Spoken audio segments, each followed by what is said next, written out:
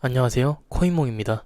오늘 소식은 이더리움 해킹 논란에 관한 소식을 전해드리겠습니다.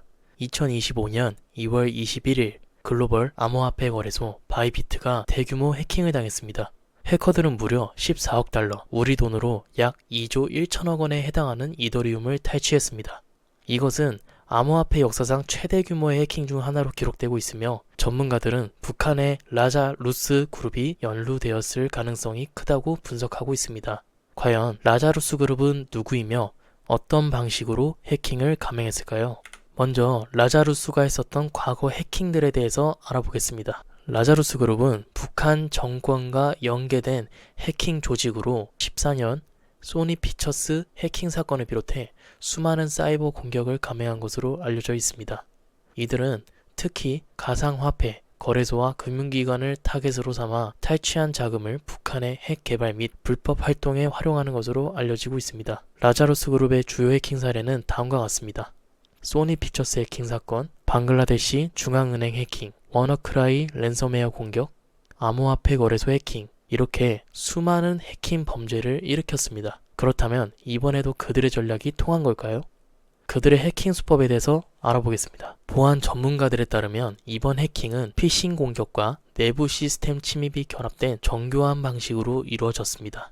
가짜 이메일과 악성 링크를 사용해 직원들의 계정을 탈취하고 거래소의 한 월렛에 접근해 대량의 이더리움을 빠르게 전송한 다음 작은 세탁을 위해 여러 개의 익명 지갑과 믹싱 서비스를 활용했다고 전문가들은 보고 있습니다.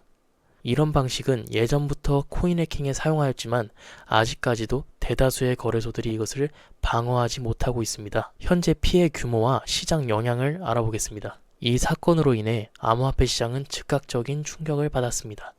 이더리움 가격이 일시적으로 하락했으며 투자자들의 불안감이 커지고 있습니다. 바이비트 측은 고객들의 자산 보호를 위해 긴급 조치를 취하고 있다고 밝혔지만 이미 대량의 자산이 빠져나간 상황이었습니다. 전문가들은 이런 해킹이 반복이 된다면 암호화폐의 신뢰성이 떨어지며 규제가 더욱 강화될 것이라고 경고하고 있습니다.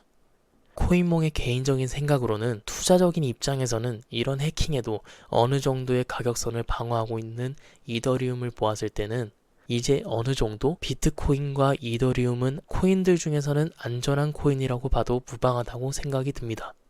그치만 이더리움은 말 그대로 투자할 가치는 있지만 이번 사태로 인해 조심스럽게 접근해야 할 가능성이 필요하다고 생각이 들고 있습니다. 특히 비트코인의 하락세가 유지되는 때에는 적극적인 매수를 추천드리지 않습니다. 또한 가장 큰 결론으로는 개인도 보안 대책을 세워야 된다는 것인데요. 개인이 해야 할 내 돈을 지키는 보안 대책에 대해 알려드리겠습니다. 첫 번째는 하드웨어 월렛 사용하기입니다. 핫 월렛보다는 콜드 월렛을 이용해 해킹 위험을 줄이는 것인데요. 쉽게 말해 USB 같은 곳으로 코인을 이동시켜서 저장하는 방법입니다. 두 번째는 2단계 인증, EFA 필수 설정입니다.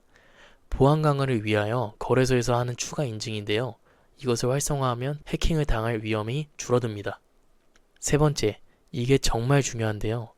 의심스러운 이메일이나 링크를 주의하는 것입니다. 피싱 공격이 주요 수법이므로 출처가 불분명한 메시지는 열지 마세요. 네이버 메일로 거래소를 가입하는 경우가 많으신데 요새는 정말 네이버 메일로 해킹 메일이 정말 많이 온다고 합니다.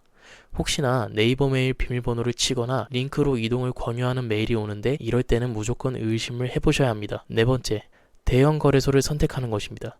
보안 강화된 플랫폼을 이용하는 건데요.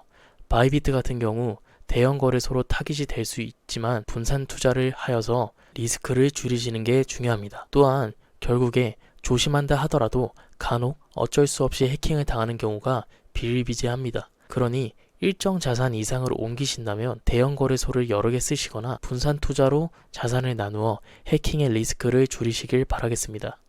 저는 이번 사건을 통해 다시 한번 깨닫게 됐습니다. 암호화폐는 기회이자 동시에 엄청난 위험을 동반하는 자산이란 점을 말이죠. 북한의 해킹 조직이 또다시 움직인다면 앞으로의 시장 방향이 어떻게 흘러갈지 예측이 불가능합니다. 여러분은 이번 사건을 어떻게 생각하시나요? 댓글로 여러분들의 의견을 남겨주세요. 그리고 암호화폐 보안과 관련된 더 많은 정보를 원하신다면 구독과 좋아요를 눌러주세요.